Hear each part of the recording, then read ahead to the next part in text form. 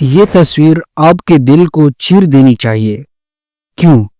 اتنے زیادہ طاقتور ترین مسلم ممالک قریب ہونے کے باوجود آج بھی فلسطین تنہا کیوں ہے؟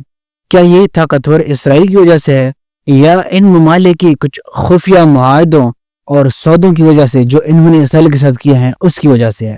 تو آج اس کا راز ہم فاش کرنے جا رہے ہیں۔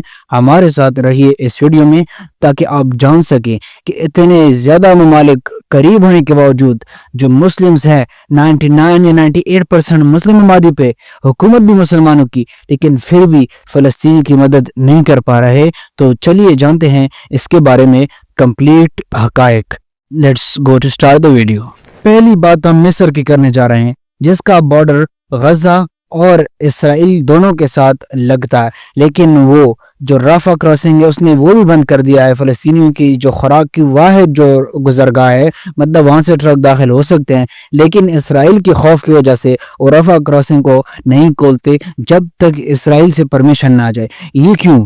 یہ ہوا کچھ یوں کہ 1979 میں کیمپ ڈیوڈ معاہدہ ہوا اسرائیل اور مصر کے درمیان، اور کیونکہ اسرائیل نے مصر کا سینائی علاقہ جو اسرائیل سے تقریباً بڑا ہے، مکمل اسرائیل سے جو مصر کا وہ علاقہ بڑا ہے، وہ اسرائیل نے مصر سے لے لیا تھا 1967 میں آئے تھے۔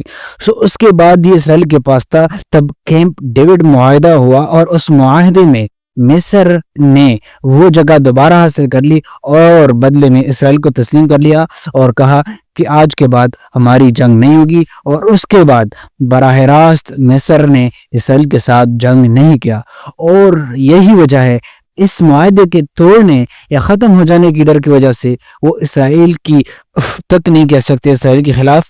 تو یہ تھی مصر کی کہانی۔ اس کے بعد ہم بات کرنے جا رہے ہیں اردن کی۔ اردن کافی جنگیں لڑ چکا ہے یہودیوں کے خلاف، اور ہاں مصر اور اس کے بعد اردن نے کافی سارے علاقے فلسطین کے اپنے پاس رکھ لیے تھے، انکلوڈنگ جیروسلم، بیت المقدس، وہ بھی جو ہے وہ اردن کے کنٹرول میں تھا جب تک وہ قبضہ نہیں ہوا تھا اسرائیل کے ہاتھوں۔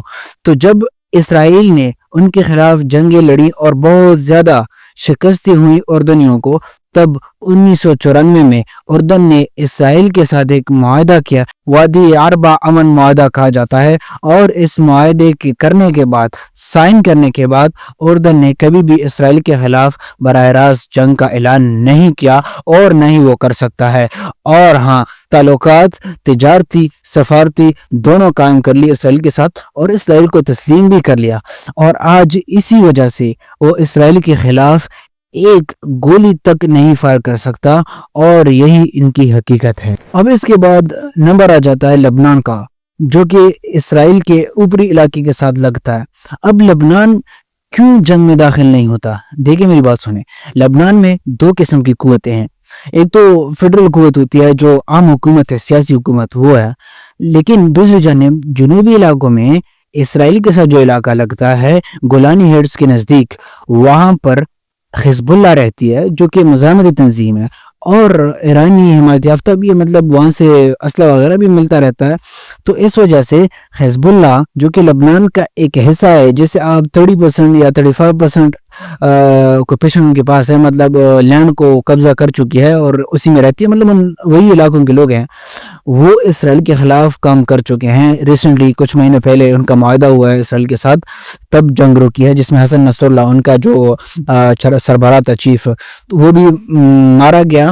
اور اس کے بعد تقریباً کچھ مہینے ہو گئے ہیں کہ اسرائیل کے ساتھ امن معاہدہ ہے، لیکن سٹل اسرائیل وہاں پہ ٹارگیٹنگ کر رہا ہے، کلنگ کر رہا ہے، بومبنگ کر رہا ہے، لیکن مطلب مسلمان کمزور ہیں۔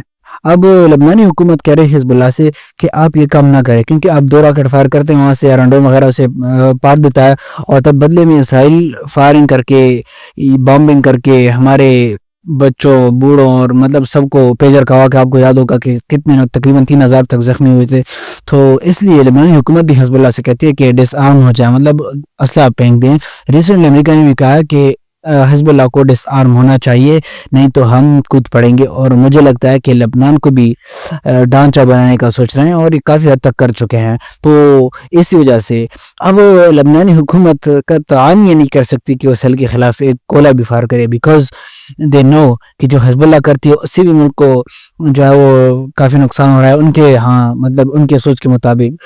اور اگر سیاسی حکومت بھی اس میں دراندازی کرے تو مطلب لوگوں کا بیڑا غرق ہو جائے گا اور بڑی تعداد میں لوگ مہاجر اور سیریا عراق ان کی طرح جو ہے وہ ادھر بدر ہو جائیں گے اور اسی وجہ سے وہ فلسطین کی مدد نہیں کرتے. اس کے بعد شام بھی خانہ جنگی کا مرکز رہا ہے. سٹل اب تک وہاں پہ امن قائم نہیں ہے.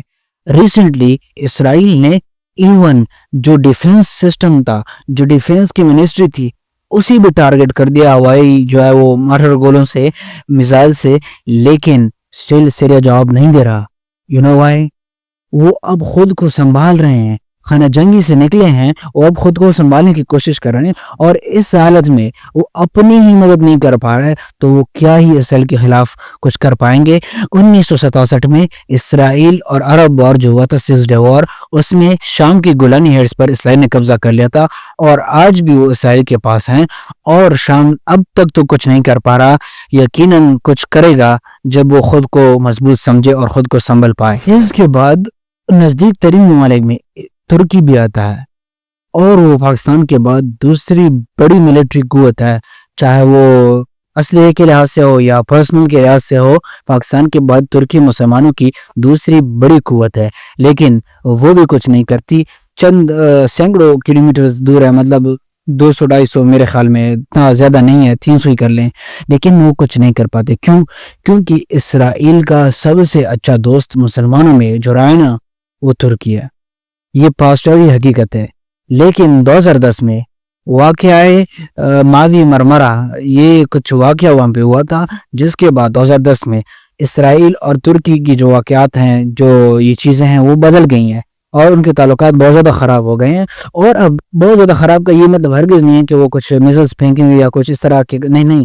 جس گہری تشویش کا اظہار کرتے ہیں طیب اردوان صاحب, اور جو ہے وہ تشویش کا اظہار کرتے ہیں, باقی مذمت وغیرہ کر لیتے ہیں اور حماس کو جو ہے وہ مزاحمتی تنظیم کہہ دیتے ہیں, اسرائیل کو ٹیررسٹ کنٹری کہہ دیتے ہیں. تو یہ چیز چلتی رہتی ہے اور ترکی نے بھی آج تک اسرائیل کو ایز اے اسٹیٹ تسلیم کر رکھا ہے کہ ہاں Israel exist in the world map.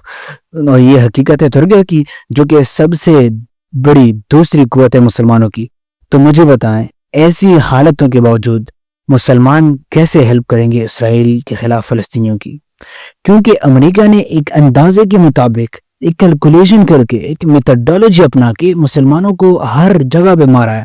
چاہے وہ سیریا ہو, چاہے وہ عراق ہو, چاہے وہ لیبنان ہو, چاہے وہ لیبیا ہو, مصر ہو, ہر جگہ پہ انہوں نے اپنے مطابق دراندازی کی ہے اور دہشت گردی کو ختم کرنے کے نام پہ مسلمانوں کو کھوکھلا کر کے رکھ دیا ہے کہ اب وہ 4-5 بارڈرز فلسطین کس کے ساتھ شیئر کر رہے ہیں؟ مسلمانوں کے ساتھ. لیکن still there is no Palestine in the world, بس فری فلسطین.